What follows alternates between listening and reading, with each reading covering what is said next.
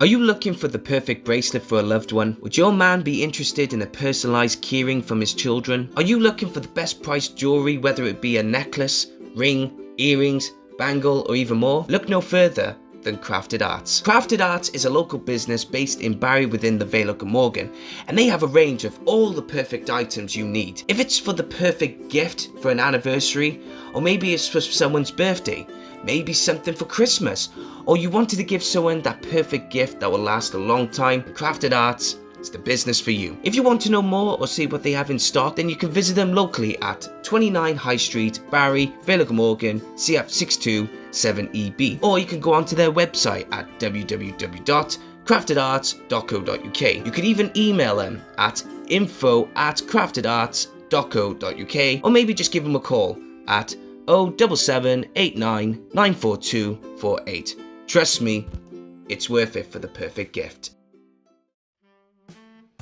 The best thing about Creative Space is that we don't just want to encourage people in being creative in TV, film or even theatre. We also want you to be creative in a variety of other things as well. So do you want to have experience in making jewellery? Do you want to pick up a hobby but do not know what to take or where to start? Then look no further than the Vale Jewellery Workshops. Vale Jewellery Workshops provides the best experience in teaching you how to make the best sterling silver jewellery. They will help you make a range of silverware including rings, bracelets and many more pieces. You will learn the basic silversmith skills such as soldering, texturing, shaping and lots more. Not only do the workshops provide the experience for adults, it also provides the best experience and fun for children as well. So if you want to learn on how to make sterling silver jewelry, and if you're very interested, go onto their website at www.valejewelryworkshops.co.uk or get in touch with them via email at info@valejewelryworkshops.co.uk or even phone them at 07789 794248.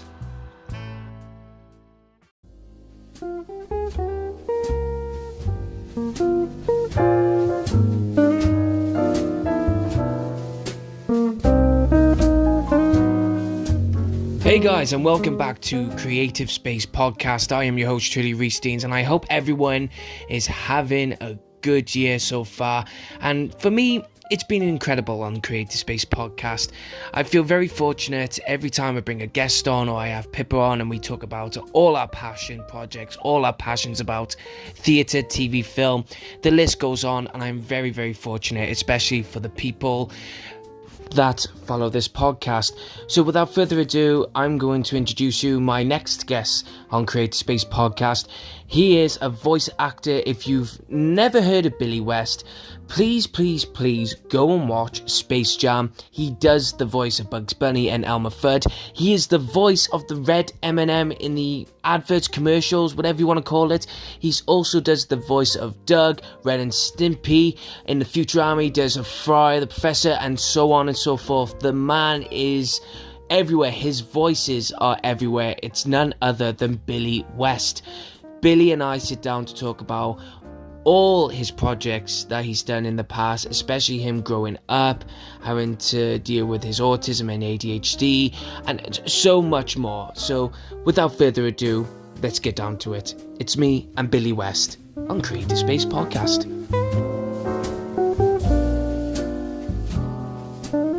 So Mr. Billy West, I think you're the first voice actor to be appearing on my podcast, and I always wanted to ask a voice actor this question, all the way, any voice actor really. When it comes to doing voices, does it come naturally?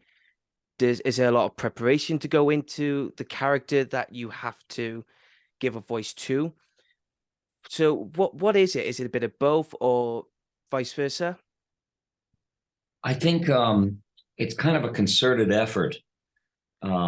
It's people who create the characters. Oh, shucks. Hang on. Has to happen. The live aspect of everything.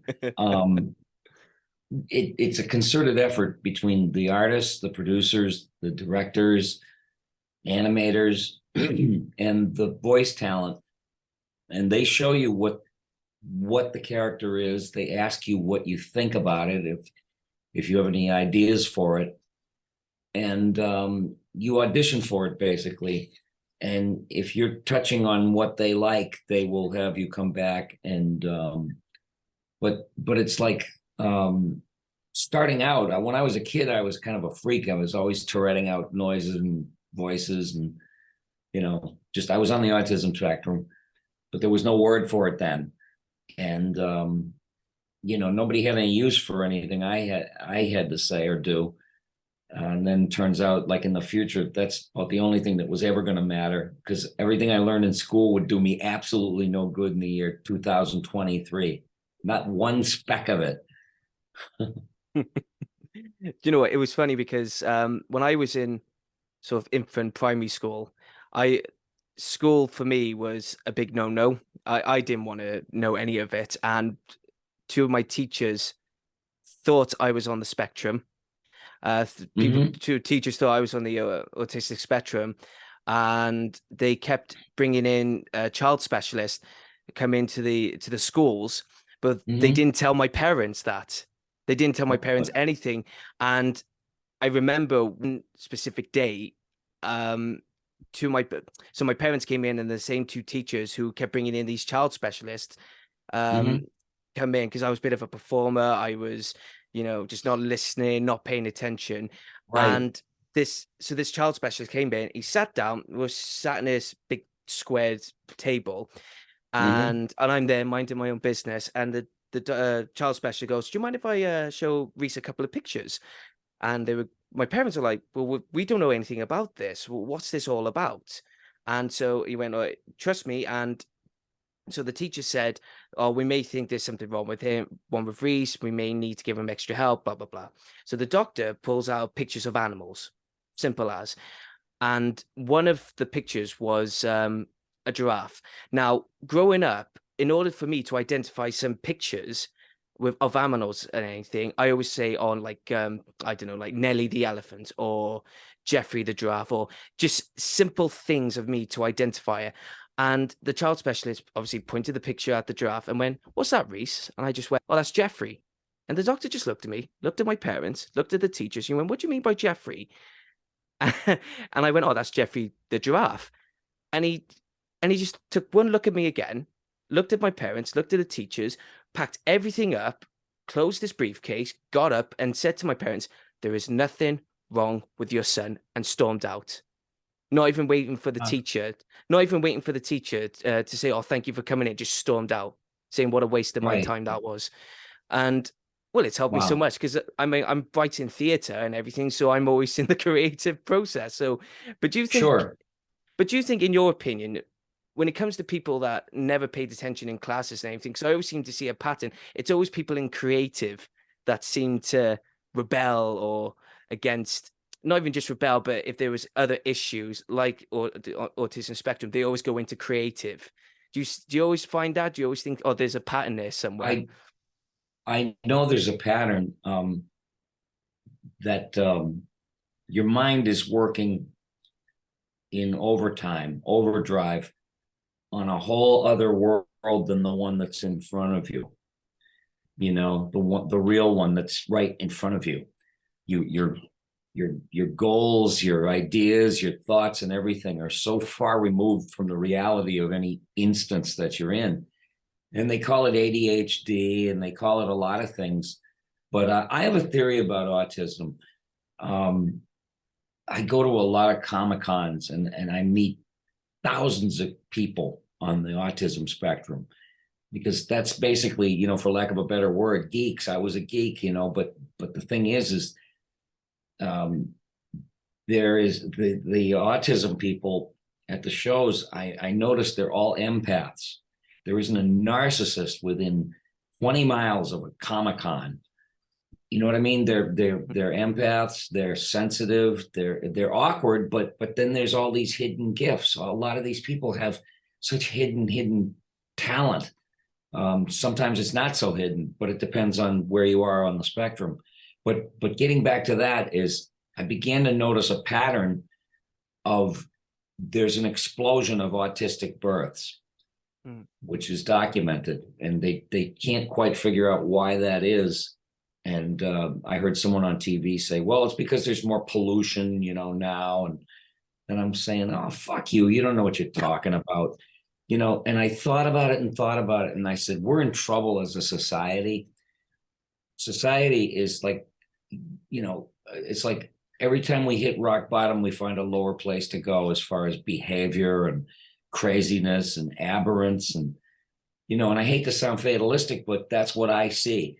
When a plane is 35,000 feet with passengers on it and two guys decide to start fighting, putting everyone's lives at risk over a candy bar or something, you know what I mean? There's something wrong with us. And they want to say, welcome to the new normal, but that's bullshit. That's not new normal. That's aberrance, plain and simple. Yeah. And it's growing. And again, I don't want to sound fatalistic, but I began to get hopeful. I said, why are we having all these explosions of autistic births? And then it dawned on me, autism is evolution. I think it's the next step in our evolution, because nature doesn't look the other way when we're in trouble. We do. We try to normalize it, but nature doesn't look the other way and has to make an intervention to survive, to ensure survival of the species. And the way we're going, we're not going to survive as a species. So there has to be a correction. That's my personal opinion. Yeah. But but give it another 100, 150 years, and all that sort of factor will bring up society rather than drag it down further. It has to. Oh yeah, it's funny because my own mum, she's become she studied I can't remember what the actual subject was called, but it was basically specializing in people who have autism, but autism where the individuals can't look after themselves. They have to be guided. They have to be looked after by specialized nurses. And my mum's becoming one of those because her target and goal is to be a head nurse and have a career in that sort of thing. And the knowledge that comes out of my mum, sometimes I'm just standing there in awe and thinking, why don't I know that? Why can't people? It's like she said to me once, if only people were more tolerant, just people were more tolerant, just learn the basics and everything will be okay, and people will be more patient. And I was just thinking, what did she mean by that? And I'm still learning to this day what she mean by that. I ask her and she goes, find out for yourself. And I'm thinking, there we go. Still learning to this day. But then again, it's life. We're going to progress. And hopefully, like I say, in 100 years, it's only going to get better and go up. I have to have some kind of hope. Otherwise, it's just a horrifying prospect to see things get worse from where we are now. I can't believe that it will just be allowed to happen. I mean, I believe in nature. I believe in spirituality. We're in trouble through whatever the forces, whether it's the invention of the internet that made us worse, or, we were just waiting to turn into monsters because of whatever, but the thing is nature has to make a correction. It always has, and it always will. Yeah. Moving on to, obviously, you as a voice actor, was it always voice acting that you wanted to do? Did you watch maybe a cartoon on the television and thought that's what I want to do? Or I never deliberately said that. I just knew that I gravitated towards it. And I was fascinated by the animated cartoon. We didn't have very good ones to watch when I was growing up in Detroit in the 50s. We were watching a film of another film. That they were horrible copies with missing generations of resolve. And so I could hear it fine, but you had trouble seeing it sometimes. It was so ratty looking. But it was better than nothing, and it was better than anything that I had going on in my life. And I used to listen to the voices, and came to discover some people like Mel Blanc and Dawes Butler and June Foray and Don Messick. They were the people that were really shaking it up. And then there was several more. The more I got interested in it, trying to research it, but I could hear similarities, and I go, that must be the same guy that's doing that, or that must be this woman that did this, because I can hear a little, it's like putting together clues. You couldn't know anything about show business back then. No one gave a shit about it really, except for when they saw it on TV or in the movies. No one knew anything about it though. Who did what? You just knew your famous actors, and that was it. People didn't know who directors were or who did the lighting, or because they just didn't care. But I was immersed in all of it, trying to figure out what was really going on in front of me. And so I would mimic the characters I heard, that I saw on TV, and I couldn't contain myself. I was just running around doing that kind of thing. And it's so funny, what I was doing at 8 years old, I'm not doing anything different from when I was 8 years old. Yeah, we need to say. I remember there was a friend of mine saying, you got to keep a piece of childhood still within you in order to be in this sort of industry, whether it's voice acting, whether it's stage work, whether it's film. You got to have that childlike in you. Otherwise, if you get rid of that, then it's just, he said, there's no soul in it. You know what I mean? Right. Especially like voice acting, because it's supposed to be fun. You as the voice actor, I assume, it's got to be fun when you're doing the voice of Bugs Bunny and you're doing the voice of Elmer Fudd and Ren and Stimpy and vice versa. If you don't have that childhood still within you, then don't be in the creative industry, because you're not gonna have fun. Well, you can't forget how to play. Yeah. Adults have a tendency to forget how to play like children. And that's your connection to innocence, and that's your connection to free association and creativity. And we bury those things as we get older, because responsibilities and work tends to do that stuff to you. You can't just drift off the page when you're a serious adult, and trying to do your best at adult things. So a lot of people just get real serious. And I never stopped being silly. I mean, I never stopped being 8 years old, I guess. Yeah. Do you know what? Every time someone tells me to grow up, I go, no. If I grow up, I get boring. And I get bored within myself. And I'm like, nah, I won't grow up. I'll be fine. I just want to list a few names here, because doing some research, obviously you as a voice actor, you blend your voice into portraying, giving a character so many voices, but you were part of my childhood. I mean, some of the films I just went, no way, he was that.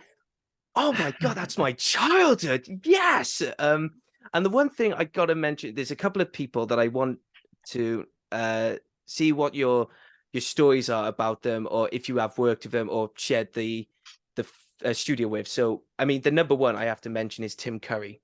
And the reason why I mentioned Tim Curry was because Rugrats in Paris popped into my head, and I never forget the sumo song. Yes. And I get to sing with him. Yeah. And perform with him. And the other voice was Kevin Michael Richardson, who was a voice actor, really talented guy. But I remember the day we did it, and Mark Mothersbaugh from Devo was recording it and directed us. And what was it like to work with Tim Curry then? I mean, he's a beautiful guy. He's a beautiful guy, very sweet, and we all know how great he is. I mean, you can never forget. He's a force of nature. Always was. What about Nathan Lane? Did you ever did voice work with Nathan Lane? No, I never have. Oh. I never met him. Because the only reason why, because I remember it was one of the credits was Timon and Pumbaa for the TV series, and that was part of my childhood. I'll never forget it. And obviously, when you think of Timon and Pumbaa, obviously for the voice of Timon is Nathan Lane, but then I did see other voice actors that replaced Nathan Lane. Yes, and I wasn't TV series. Yeah, TV series, and I wasn't so sure that you did work with him, so I thought, let's have a long shot in the dark, see if he did. What about Jim Cummings then? Yes, Jimmy Cummings and I know each other really well, and I've worked with him for the past almost 30 years, I think, in different projects, different shows. He's so marvelous. He's mighty, you know. I mean, he's got a big, sonorous voice, and he's so committed to the character work that he does. And he's brainy, you know. He does a lot of thinking. Yeah. He does a lot of thinking. I mean, I'm sure that he considers a lot of aspects. When you're thinking in terms of characters, you got to remember history. You got to remember mythology.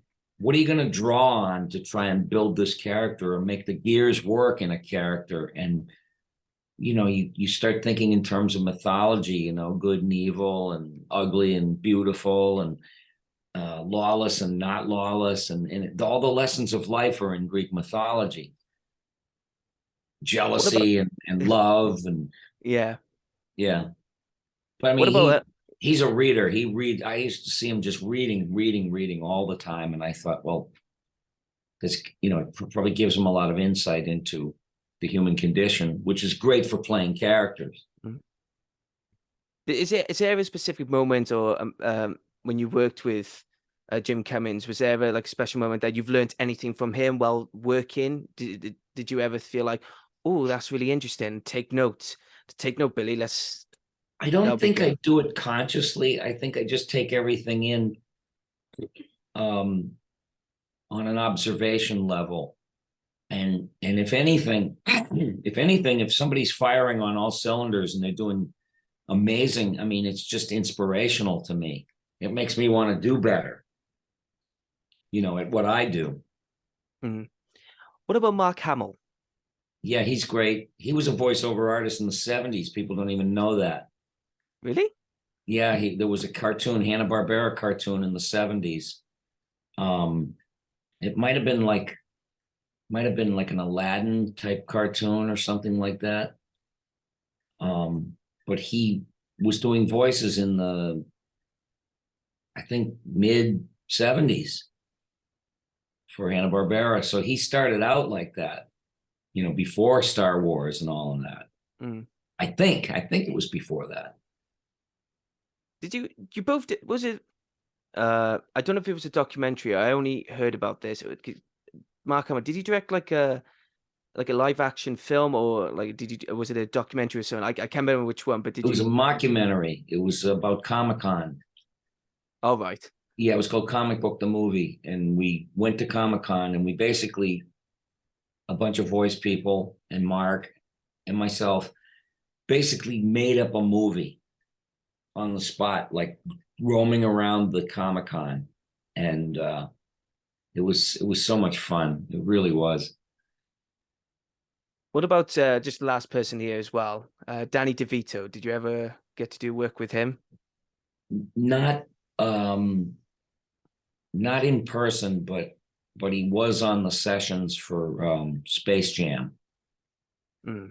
He played a villain from another planet named Swackhammer.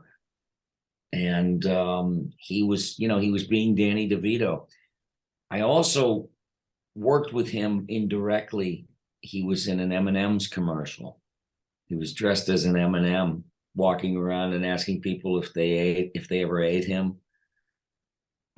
Or would you eat me? I mean, it was just hysterically funny to see him in an M&M, red M&M costume.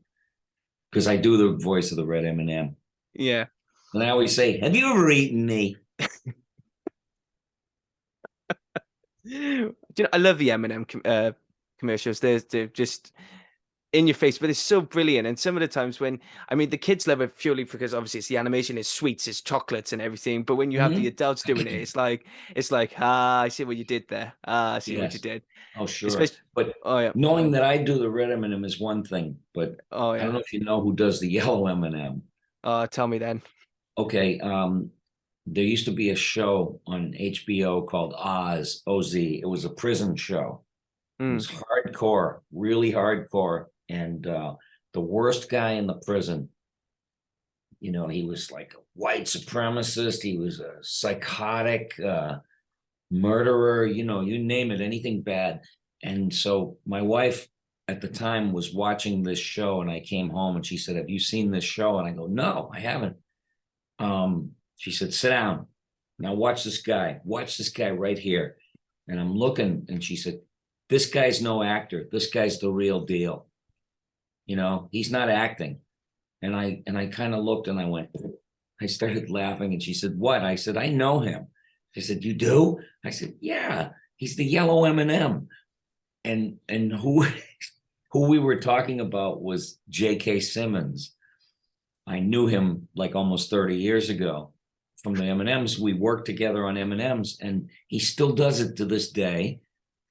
And when you think about him and his career, he played J. Jonah Jameson, and he played, he was in Whiplash. He won an Oscar. He's been in a zillion things, and he's a journeyman. 2 days after he wins an Oscar, he comes to work and records M&M's commercial, with me. Yeah. I bet you, did you ever say to him, "What are you doing here? You won an Oscar. Go away now." No. No, he's what you call a journeyman. Mm. Everything seems to have like some equal importance to him in his craft. Is there a particular M&M commercial there you fondly remember or like when you first saw it or first did, if you know what I mean? Well, almost 30 years ago, and they still play it every Christmas. It's when they meet Santa Claus. Oh yeah, I remember. Yeah, and it's hard to imagine that was almost 3 decades ago. God, I mean, I'm coming up 27, and I remember when they did do the commercial in the UK, and I remember one of my family members went, "That is a very old advert," and I went, "Yeah, but it's still good. Yeah, Still good." yeah. Are you looking for the perfect bracelet for a loved one? Would your man be interested in a personalised keyring from his children? Are you looking for the best priced jewellery, whether it be a necklace, ring, earrings, bangle, or even more? Look no further than Crafted Arts. Crafted Arts is a local business based in Barry within the Vale of Glamorgan, and they have a range of all the perfect items you need. If it's for the perfect gift for an anniversary, or maybe it's for someone's birthday, maybe something for Christmas, or you wanted to give someone that perfect gift that will last a long time, Crafted Arts is the business for you. If you want to know more or see what they have in stock, then you can visit them locally at 29 High Street, Barry, Vale of Glamorgan, CF627EB, or you can go onto their website at www.craftedarts.co.uk. You can even email them at info@craftedarts.co.uk, or maybe just give them a call at 07789 94248. Trust me, it's worth it for the perfect gift.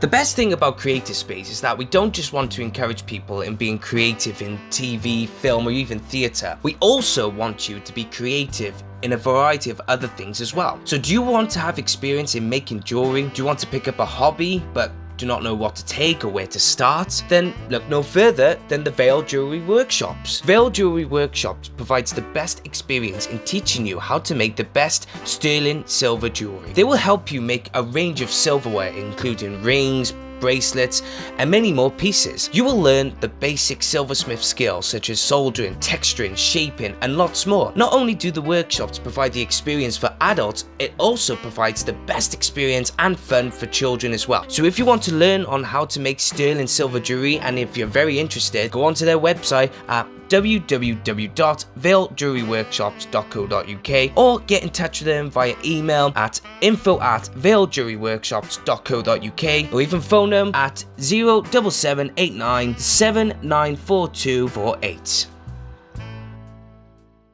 One of the things I say, your voice has been part of my childhood. Is one of the films that I grew up on was Space Jam, and you did the voice of, obviously you did Elmer Fudd, but you also did Bugs Bunny.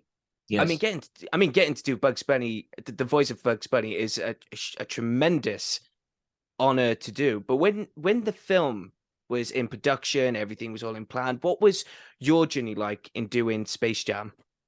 Well, I got to work with a lot of my friends, the other voice people that were in the movie, and we kind of we had a great camaraderie, and we were recording together in the studio. And I get to work with Michael Jordan too, Doc.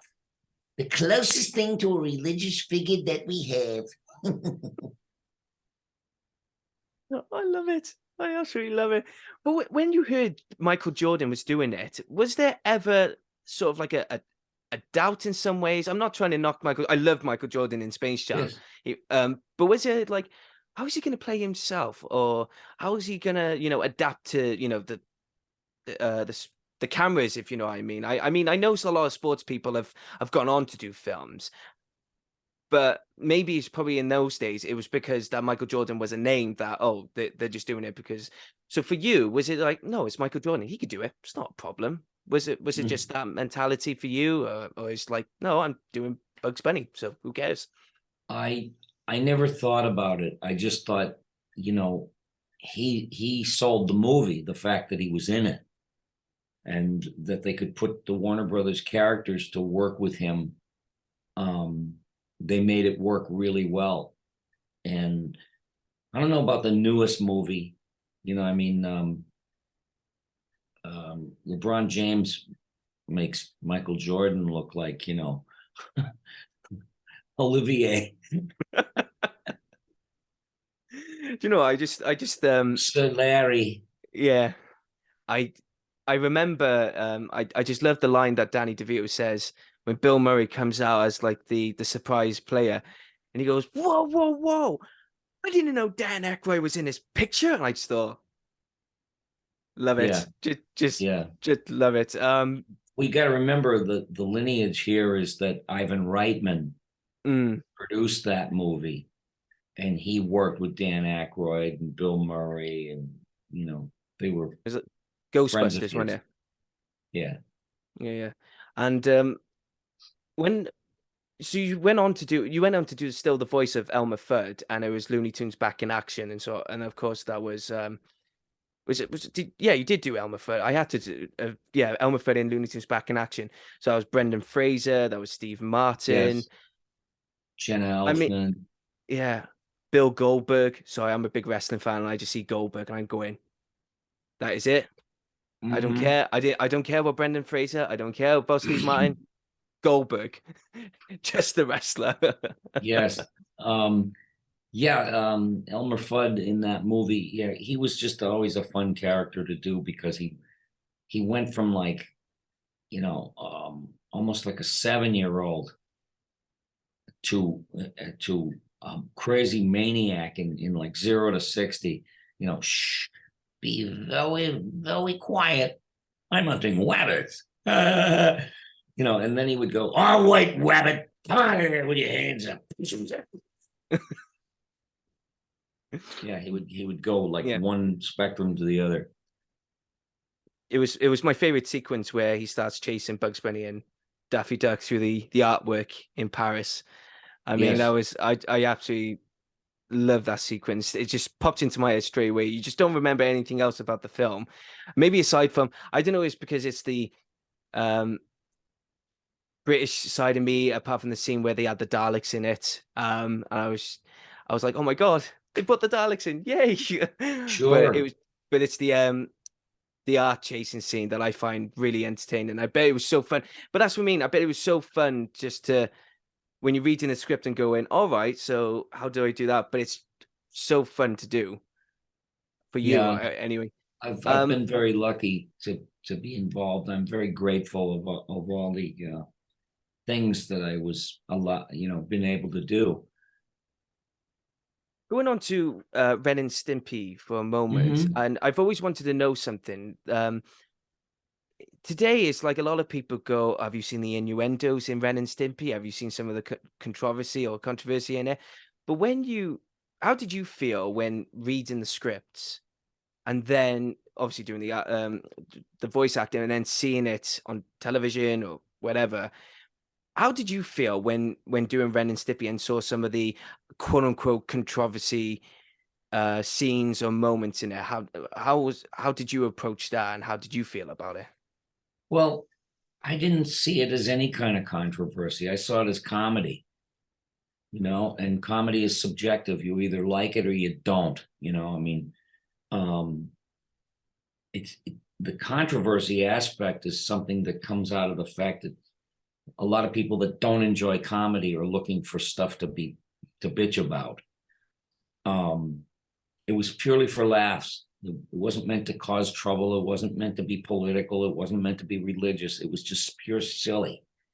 And I enjoyed doing it. I loved the character stuff. Hey, Ren, what are you biting me? You shut up, you fool! I'll kill you. They were just such good characters, and they reminded me of characters that I grew up watching because it had a retro quality to it. I mean, you got to remember what was on TV at that time. There was My Little Pony and Rainbow Bright and Pound Puppies and Strawberry Shortcake and all this other crap, and then boom, here comes Ren and Stimpy. And it was like a full blast, full frontal. Yeah. In your face comedy at its finest. Everyone can watch it. Yes. And we're doing it again. We've been, it's been rebooted. So I'm doing both characters again after 31 years, Hey, you still got it. Yeah, screaming and yelling. Hey, you still got the screaming and yelling, and I wish you all the very best for that one, and I look forward to seeing it. Thanks. And especially speaking of returns, I didn't know how I felt about it. But on this particular one, where I'm going to go with it. It's Futurama. Yeah. When Futurama was becoming in development and Matt Groening, I have said it right because I call him Matt Groening, but it's Matt Groening. Yeah. When you were approached to do Fry and the Professor and all the other characters, what's your story? What's your story on getting involved in Futurama and experiencing a very successful show that was completely obviously opposite to The Simpsons? Again, I just thought it was a beautiful time. It was like a renaissance, going on, that there was The Simpsons and then Beavis and Butthead, which was in no way like The Simpsons. It was great. Most of the time, trends are set by something successful, and then somebody wants to do their own version of the thing that was successful. I mean, it's all derivative and extrapolations, and trying to co-opt the heat of something that was successful rather than just do something and want it to be good. Then there was Ren and Stimpy after Beavis and Butthead, and again, it was like a renaissance going on. They were in no way like each other. So then when Matt decided to do Futurama, I just thought it was wonderful that he was going to do something again. And I got to audition.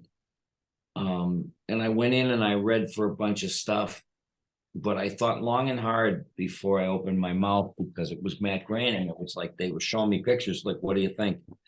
Oh, no pressure. And I was, I hit a lot of good points that day, and I managed to be hired for I think 2 or 3 roles to begin with, and then I did audition for Fry at one point, but I thought that they had that covered. But then they came to me and asked me if I would do it, and I said, well, yeah, sure. I was happy. Yeah, I was happy to do it. It's the famous line. One of the famous memes or gifs that they always seem to have on social media is "Shut up and take my money." Yes, I've said that a million times. Shut up and take my money. It's like, greetings from the year 3000. It still sucks. Well, I don't want to live on this planet anymore. Gif, inform the men. I made it with a woman. You need an autograph? Why not Zoidberg? Why not Zoidberg? Dude, I'm scuttling. What's the I gotta ask this question because it's been listed in one of the top 5, if not the top 1 most saddest scenes or moments ever, and it was to do with Fry's pet dog who Mhm. waits for him and he never comes back. When you read that script, did you feel oh, are we getting, so we're getting really serious now? I mean, maybe there was before, but this particular one, why was it that it was so gut-wrenching and heartbreaking in your I think I opinion? know why. I mean, when I read it, I knew it was going to be sad. I just didn't know how sad until I saw it. Um, but we all know what it's like to have animals, to have a pet, and you love them so much, and you want them to live forever, or at least as long as we do, and they don't. So you have to say hello and goodbye to a lot of little friends throughout your life. And so there's that bond there. Everybody kind of understands that or feels it. And so the fact that your pet would wait for you forever, if it was possible, turns your soul inside and out with like, oh, I don't know. I just sadness and coupled with like great love and affection. It had all the elements for perfect drama. And even to this day, a lot of people would say it's one of the saddest moments in animation history. Yes. And they're saying it's up there with, I mean, in Rugrats when they journey through Chucky's mother not being there, obviously her passing and everything, and then there's obviously so many moments. And but do you feel that, because obviously as a voice actor, do you feel sometimes when it comes to animation, obviously it's all supposed to be fun and games, wacky and goofy. So do you think it's Right. brave? Do you think it's brave of the writers and the creators of these shows to actually push into seriousness and go, listen, let's depict real life here for a moment. Let's bring them back to reality. Do you think it's brave of them for doing that? I think it's brave. I think that um, it's a creator's job to push the envelope to try and find something that's funnier than the last thing you thought was funny. Um, it's like really just trying to keep the bar off the ground. Otherwise, everything gets staid and stale and clinical. And you want to keep electrifying the air with things that you're doing, and have it resonate for not just today or tomorrow, but for the rest of time. And going on to one and another that stands the test of time on Cartoon Network. And again, when they brought it back, you did the voice of Muttley, and it's going to be Wacky Races. And I remember them Yes. showing the original series, and I just love it when it goes, and away they go on a way out wacky races. And Yes. it's for you, was that a show that you you watched growing up, and you loving the fact that you did the voice of Muttley and other um, characters as well? I saw I remember I was a musician, and so I didn't watch a lot of television in the 70s. I think the original show came from like the late 60s. Mm. um, or maybe somewhere around then. But I mean, I liked it, but I never saw it much. I mean, I was playing music in a band, and I was sleeping all day, so I missed a lot of stuff. But but I remember the characters very well, and I was thrilled that they were going to do it again. And I thought they did a really good job. I mean, I thought it was beautiful, and I got to work with Tom Kenny. Um, got to work with Jill Talley, his wife, Nicole Parker. Um, gosh, I mean, it was thrilling. Dietrich Bader. Yeah, I mean, these people were just so darn good. Was there any character that you found difficult in doing any voices of? It may not be just the voices that you done, but maybe voices that you tried doing in general. In general, like any impersonations. Was there any ones that you found tricky? Um, no, I'm at the point where you know immediately if something's going to work or not when you're starting to do it. And so it's that sense that guides me in one direction or another. You don't have to experiment much after a long period of time of doing this job. You kind of know immediately what's going to work and what isn't. When they did going back on Futurama, because I forgot to ask this, and I was looking at my notes, going, "Oh God, I forgot to do that one." Was when they did the crossover with Futurama and The Simpsons? Yes. Was that inevitable? Was that just that was going to happen one way or the other? I think so. Yeah, I think so. And I'm glad they did that. I thought it was a good move. And I'd never really been on The Simpsons. I was imitated on The Simpsons years ago. One of the actors were doing Ren and Stimpy for a clip. It was an awards show, and the Ren and Stimpy won something, but the clips weren't ready, which is a reference to the fact that the show was always tardy and always late, and so it was a joke on that. They'd like to show it, but the clips weren't available. Yeah, I think I remember that one. I think it was the one where Bart and Lisa created Itchy and Scratchy, and they got Grandpa to come in as the writer. Yeah, I remember that was one of my. I thought I recognized Ren. Because obviously I grew up watching Ren and Stimpy, but then when you grow up, sometimes you don't watch the kid shows no more.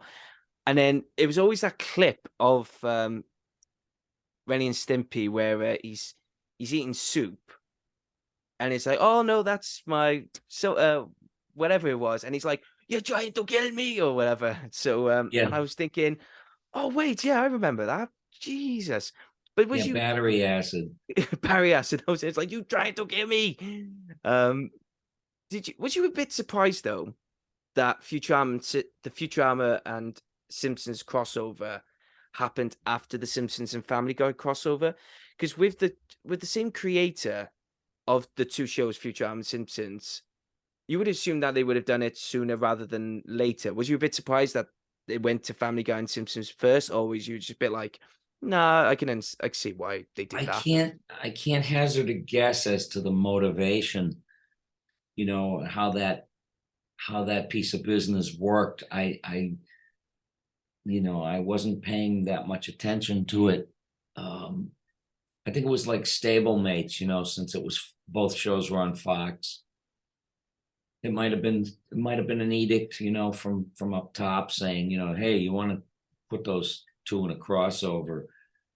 And it's always interesting. It's again, they were looking for something new. They were looking for a new dynamic to do for an episode, and same with the Futurama crossover.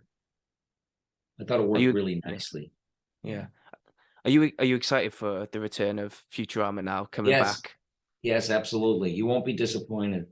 I was going to say, what are we going to be expecting? I'd love to tell you, but I'd have to press a self-destruct button.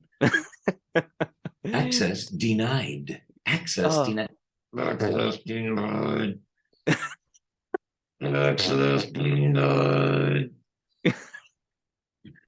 Wait, if I remember, because when you said access denied, they just shot a moment at Dexter's laboratory as well.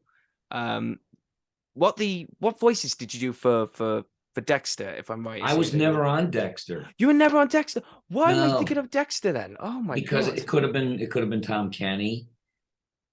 Who's brilliant. He's so damn brilliant and so refreshing, and I'm a huge fan of Tom Kenny's. If people, obviously you may have had this so many times at Comic Cons and maybe guest speaks events, etc. But if people came up to you and said, what is your advice on voice acting? What is the crucial key advice that you would give to those people that want to follow in your footsteps?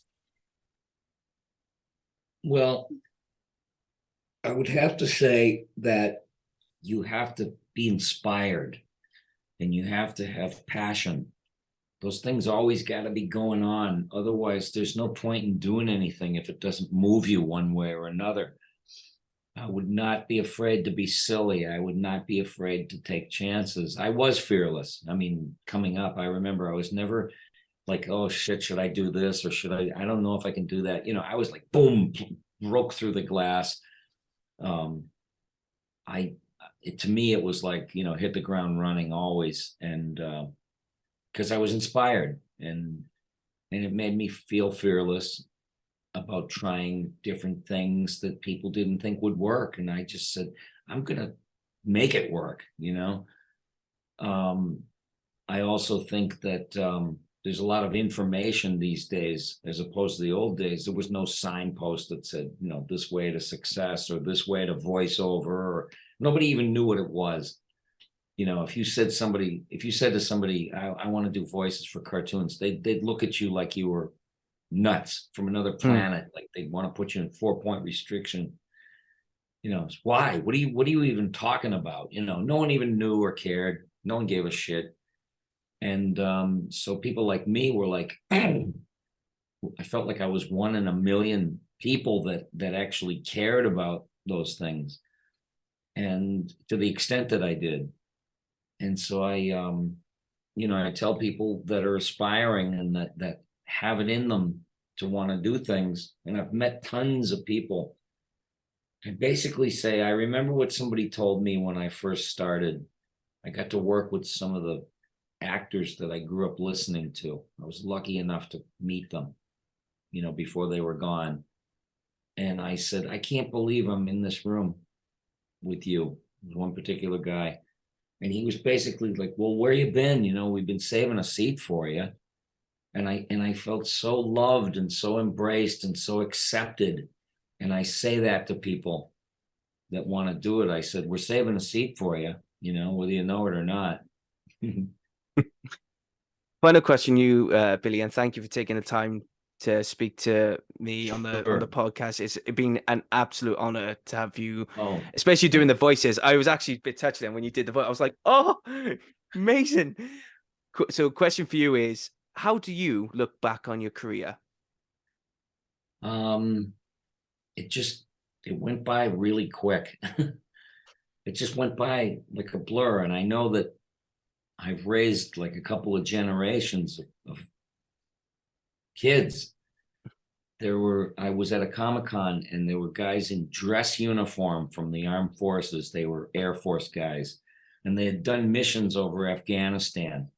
And here they were. And I thanked them for their service, but they were little boys when I first started. And they're up and doing drills over Afghanistan, doing Futurama voices to each other and stuff. And I said, I can't believe this. This is mind blowing.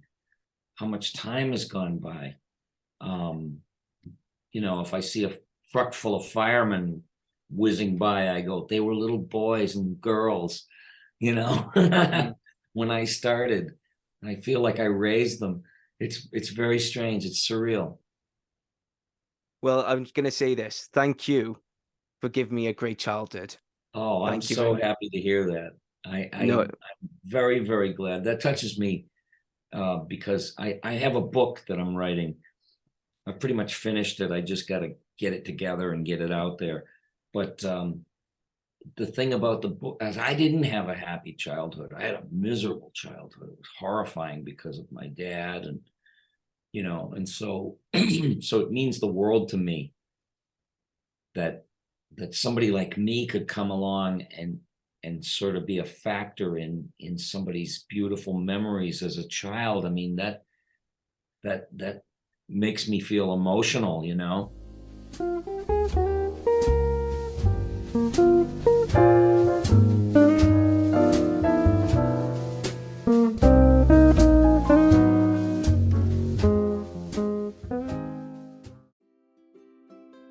Are you looking for the perfect bracelet for a loved one? Would your man be interested in a personalised keyring from his children? Are you looking for the best priced jewellery, whether it be a necklace, ring, earrings, bangle or even more? Look no further. than Crafted Arts. Crafted Arts is a local business based in Barry within the Vale of Glamorgan, and they have a range of all the perfect items you need. If it's for the perfect gift for an anniversary, or maybe it's for someone's birthday, maybe something for Christmas, or you wanted to give someone that perfect gift that will last a long time, Crafted Arts is the business for you. If you want to know more or see what they have in stock, then you can visit them locally at 29 High Street, Barry, Vale of Glamorgan, CF627EB, or you can go onto their website at www.craftedarts.co.uk. You could even email them at info@craftedarts.co.uk, or maybe just give them a call at 07789 942 48.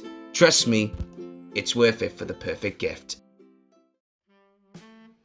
The best thing about Creative Space is that we don't just want to encourage people in being creative in TV, film, or even theatre. We also want you to be creative in a variety of other things as well. So do you want to have experience in making jewelry? Do you want to pick up a hobby but do not know what to take or where to start? Then look no further than the Vale Jewelry Workshops. Vale Jewelry Workshops provides the best experience in teaching you how to make the best sterling silver jewelry. They will help you make a range of silverware including rings, bracelets, and many more pieces. You will learn the basic silversmith skills such as soldering, texturing, shaping, and lots more. Not only do the workshops provide the experience for adults, it also provides the best experience and fun for children as well. So if you want to learn on how to make sterling silver jewelry, and if you're very interested, go onto their website at www.valegewelryworkshops.co.uk or get in touch with them via email at info@valegewelryworkshops.co.uk or even phone them at 07789 794248.